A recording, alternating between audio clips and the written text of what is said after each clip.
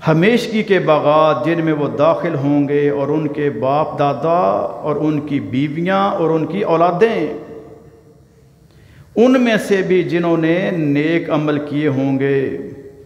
فرشتے ہر دروازے میں سے ان پر داخل ہوں گے، اور سلام ہو تم پر اس کے بدلے جو تم نے صبر کیا، سو اچھا ہے اس گھر کا انجام۔ یعنی یہ اصل مقام ہے جہاں پر ایمان والوں نے پہنچنا ہے۔ پھر اللہ رب العالمین نے ہر طریقے سے پورے قرآن میں ان کو جھنجھوڑا،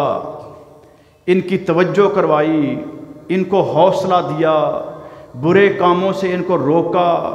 اچھے کاموں کی ترغیب دی۔ مقصد یہ ہے اللہ رب العالمین کا کہ اس کے بندے بہترین زندگی بسر کریں، پرسکون انداز کی زندگی گزار کے جب اس زندگی کا خاتمہ ہو، اور اگلی زندگی جو ہمیشہ رہنے والی ہے، کبھی اس کا خاتمہ نہیں ہوگا، وہ بہت ہی شاندار ہو۔ اور وہ کتنی آسان ہے۔ نبی مکرم علیہ السلام کے صحابی سیدنا ابو ذر رضی اللہ تعالیٰ عنہ، نبی مکرم علیہ السلام نے ان کو مخاطب کر کے فرمایا، اتق اللہ حیث ما کنت، تم جہاں کہیں بھی ہو اللہ سے ڈرتے ہوئے رہو۔ یہ 3-4 الفاظ کے اندر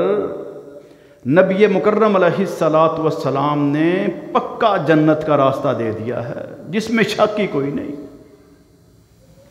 جو بندہ ان الفاظ کے مطابق اپنا کردار بنا لے گا کہ جہاں پر بھی ہو وہ اللہ سے ڈرے، لوگوں کے سامنے ہے تو ایسا رویہ ہو کہ اللہ کے ڈر سے، کہ اگر میرے پاس مال ہے تو میں نے تکبر نہیں کرنا، کنجوسی نہیں کرنی، اس پیسے کو غلط استعمال نہیں کرنا، بلکہ جہاں پر میرے رب نے حکم دیا اس کو ویسے خرچ کرنا ہے۔ طاقت دی ہے، عہدہ دیا ہے، منصب دیا ہے، رتبہ دیا ہے، جو کچھ اللہ نے عطا کیا اس کو اللہ کی رضا کے لیے اللہ سے ڈرتے ہوئے صرف کرنا ہے۔ اور اگر دنیا والوں سے علیحدہ ہو، تنہائی میں ہو، رات کی تاریکی ہو، یہ تنے تنہا ہو اور کوئی نہ ہو،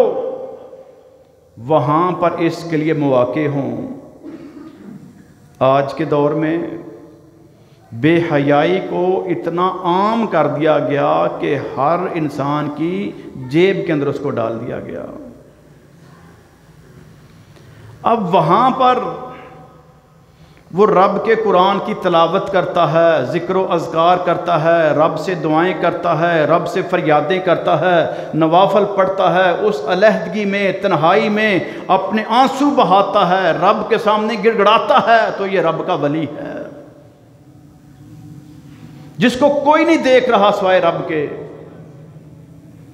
وہاں پر اس کا ایمان اصل ہے۔ دنیا کو دکھانے کے لیے تو بہت کچھ کیا جا سکتا ہے، وہ معاملات جو فقط اللہ اور اللہ کے بندے کے درمیان ہے، اگر وہاں پر یہ اللہ کا ڈر رکھتا ہے تو یہ کامیاب ہے۔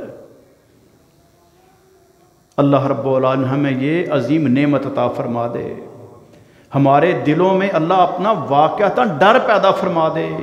اور وہ تقوی عطا کر دے جو پورے رمضان کی بھوک پیاس اور تمام تر وجوہات اور معاملات، مشکلات و مصائب، ہر چیز کا جو مقصد ہے لعلکم تتقون، اللہ رب العالمین وہ تقوی عطا کر دے۔